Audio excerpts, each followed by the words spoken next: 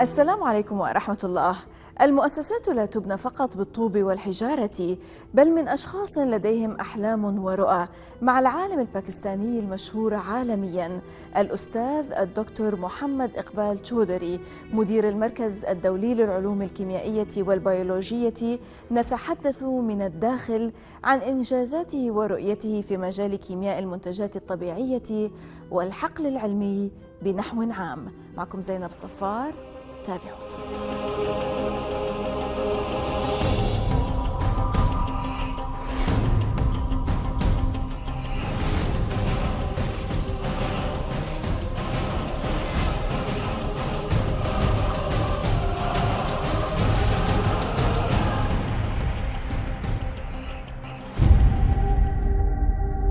لعل عالمنا أجمل بوجود أشخاص أكفاء معطائين مثل العالم الباكستاني العالمي البروفيسور محمد إقبال تشودري، المعروف بأبحاثه في مختلف المجالات المتعلقة بكيمياء المنتجات الطبيعية العضوية.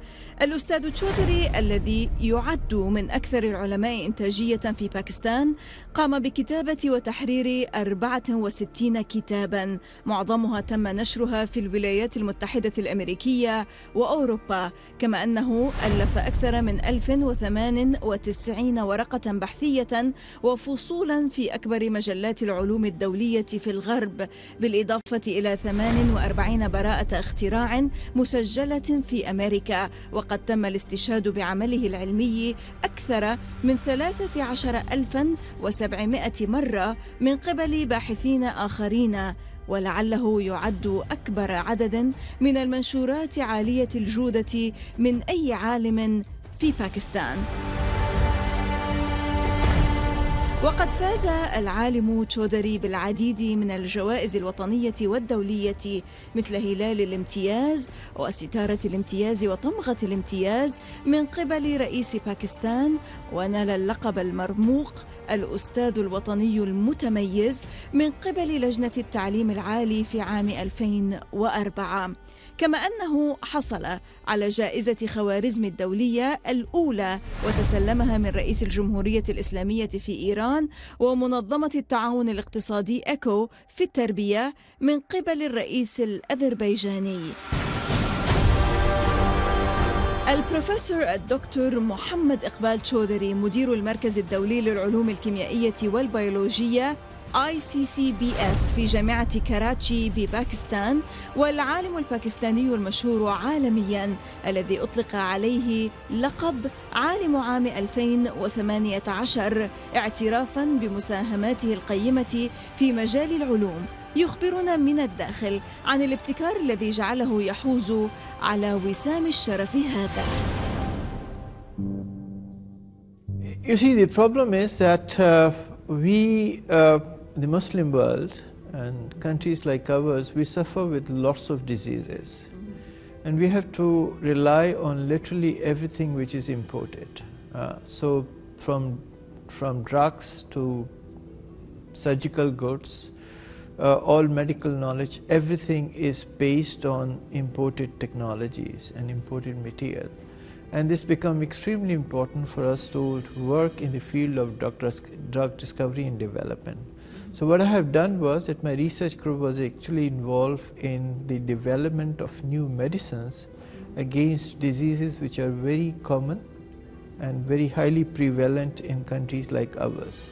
And we have used natural medicines because we believe that herbal medicines and medicinal plants, and we believe that Allah subhanahu wa ta'ala have created everything with a purpose.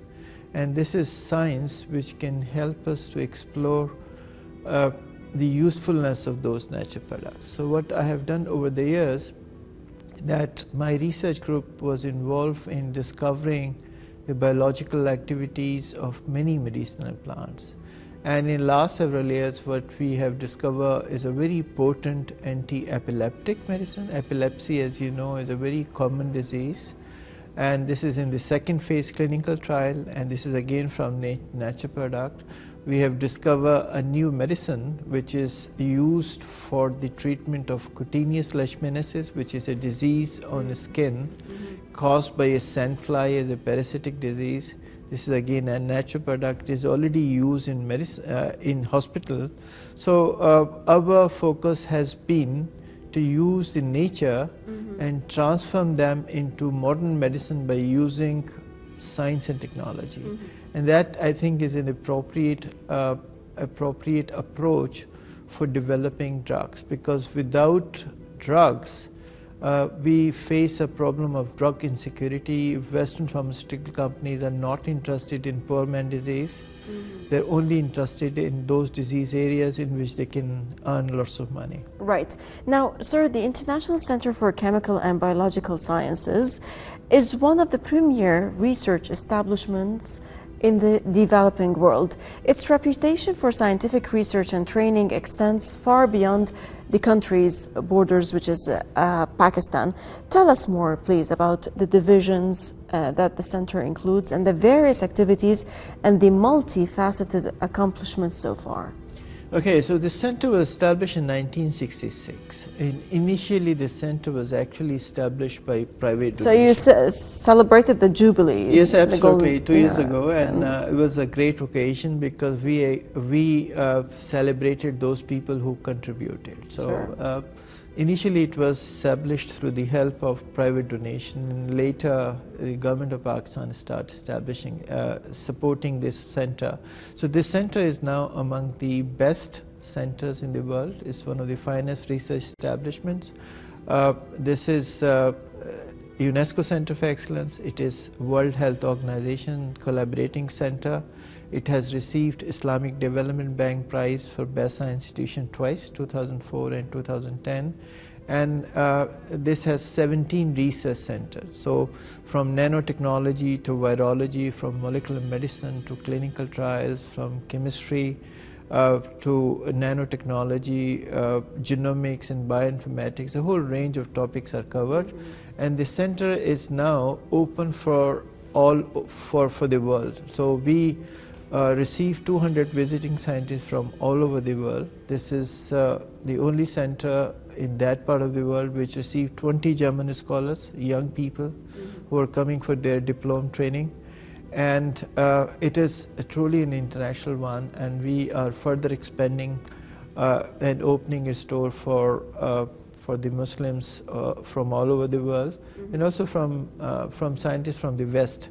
So this center is in fact a global international hub for knowledge in the field of chemical and biological sciences, and we consider ourselves as a focal center for training of people both from developing world and developed world. Right. You also have certain seminars related to public awareness.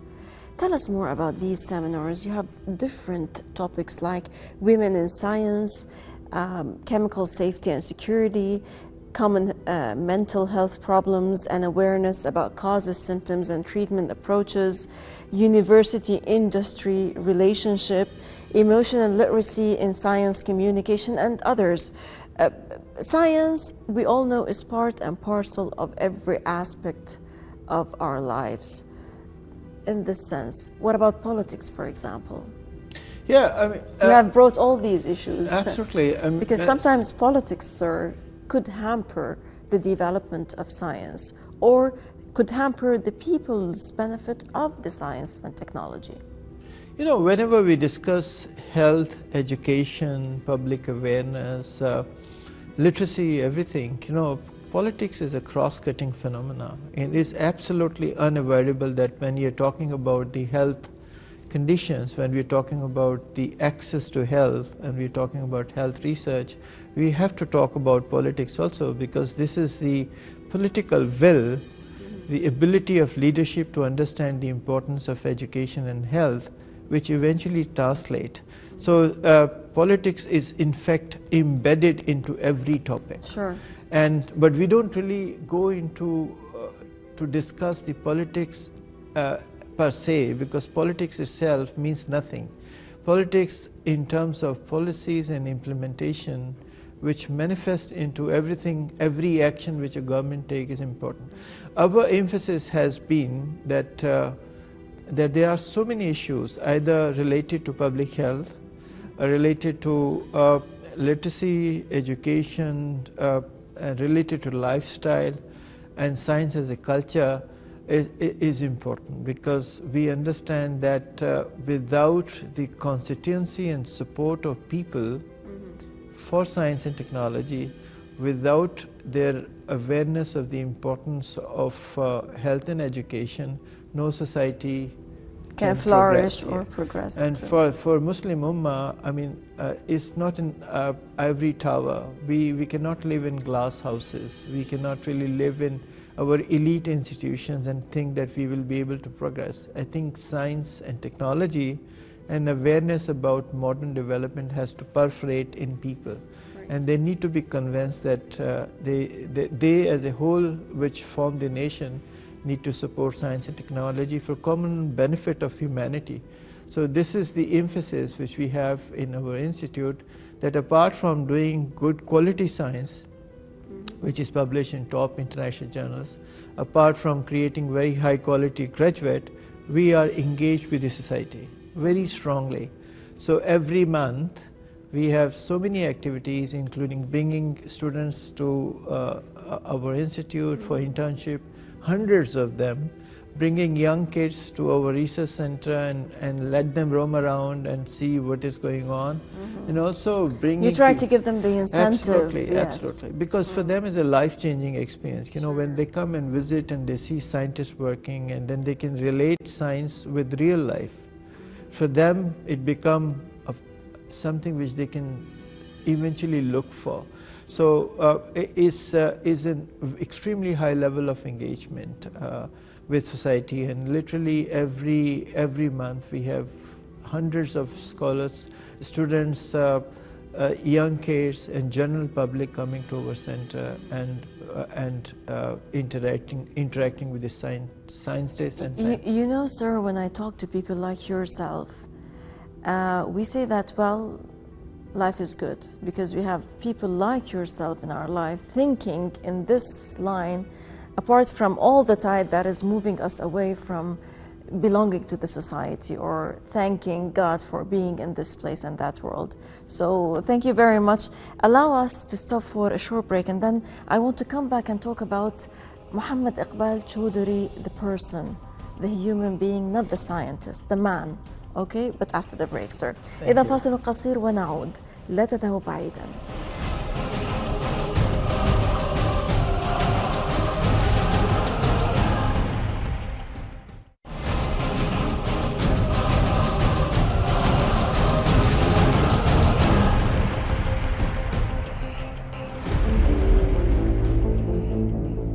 البروفيسور الدكتور محمد إقبال تشودري مدير المركز الدولي للعلوم الكيميائية والبيولوجية ICCBS في جامعة كراتشي بباكستان، صنف عام 2012 من قبل مجلس باكستان للعلوم والتكنولوجيا العالم رقم 1 بين 1650 عالما في باكستان في كل الاختصاصات ومجالات العلم والتكنولوجيا، حيث لديه أعلى عدد من المنشورات البحثية الدولية خلال الأعوام العشرة الأخيرة.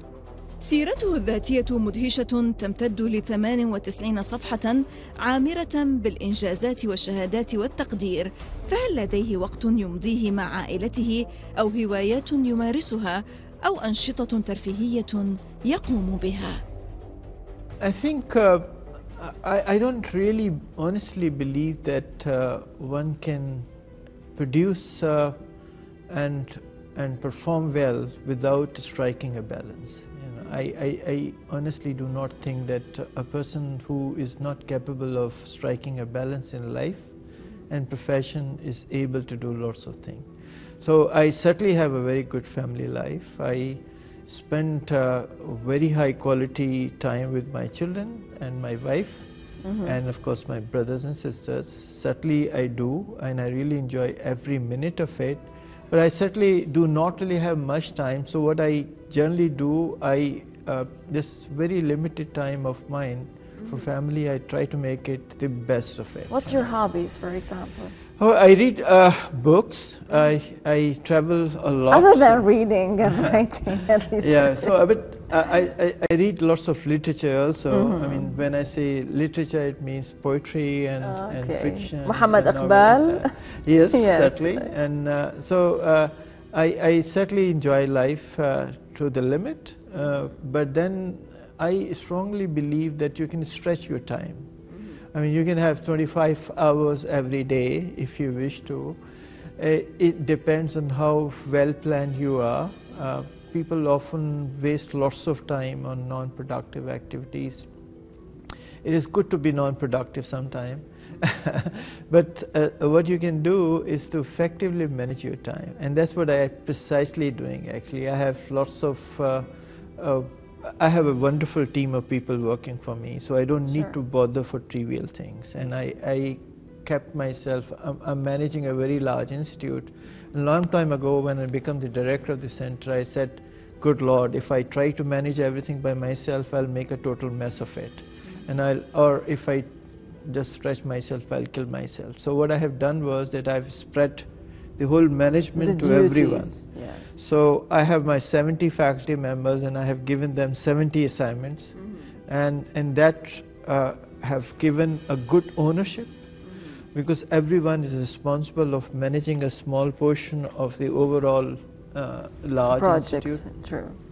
And on top of it, they are part of a process. So they are working extremely hard to make this institution a better one.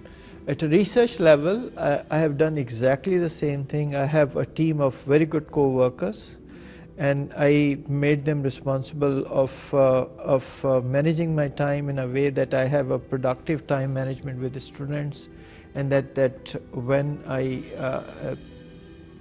am with them, I do good quality science. I publish in top journals of the world, have many patents, engage with the industry, also helping to improve the product and services in Pakistan.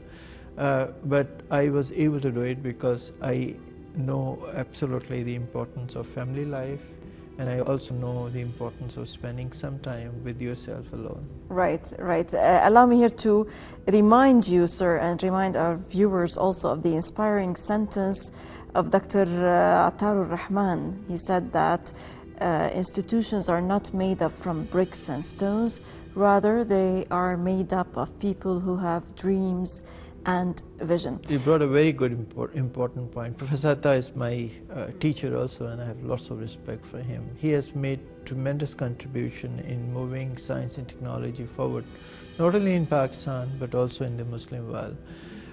Pakistan, something extremely interesting happened, and that was in 2002 when our government decided to invest into science and technology in higher education. So the budget of the overall finances, the budget of science and technology was increased to 5,000%. The funding for higher education has increased to 7,000%, and the government has decided to invest into young people because, you know, Pakistan is a big country. It's about 200 million people, and 100 million of them, about 120 million of them, are below the age of 25. It's a very youthful country. Absolutely. So our real asset are these bright young people, you know, and we need to harness their talent. They are absolutely great pool of creativity, and we are so fortunate to have so many young people. But at the same time, it's a major threat. If we don't invest in young people, they become a threat to nation. So what we have done as a nation in the last 17 years is to create a large pool of universities. Now we have 300 universities. We have built some very high quality institutions, because without high quality science and technology institution, it's impossible to excel in science. So we have invested in creating lots of good quality science institutions all across the country. So there is a heavy investment of the political will and finances, and our new government with a new Prime Minister in place, Mr. Imran Khan, he's absolutely phenomenal. He's very much convinced that the only thing which can take us forward is education. Education is our only hope. And here, allow me to highlight something, is that you have plans to hosting a forum, I think, or a gathering, a conference at your hub at the University of Karachi, which is for empowering women. Absolutely. This is the emphasis. What we have done in Pakistan, that we have realized decades ago that the gender balance in education was really distorted, and very few women were actually coming into higher education. Particularly in sciences and technology. Yes, now it has changed completely. You know, so now we have a very good gender balance. Top institutions of the country, universities have nearly equal number of male and female, and absolutely bright young girls coming into education also, and that has created a need of making people aware of their social, physical and emotional requirements when they are in higher education. So for instance, in last 2 years we have been working very closely with many institutions to let them know that when they work in biochemical or chemical or medical laboratories, there is a need of an emphasis of understanding that the woman can be threatened to a limit because of the of exposure of chemicals. So we have been emphasizing on very specific need of women scientists, women scholar, young girls, and also we are realizing the fact that their number has increased, but their number in top leadership is still very low. So we need to break the ceiling. Though in Pakistan you have very brave women. Absolutely. Tough women, actually. Absolutely. And then our emphasis need to be to actually bring them to a leadership level. And that is a long struggle because of lots of social reasons and other things. They do not really go beyond certain point also, but their number is actually increasing. So you perhaps know now that the largest number of female women parliamentarian in the world is in Pakistan. So about 45% of our parliament is these bright young ladies who are actually contributing, and about 25% of the universities are led by women scientists, women researchers, and also, and about 70% of our healthcare sector is led by women doctors, female doctors also.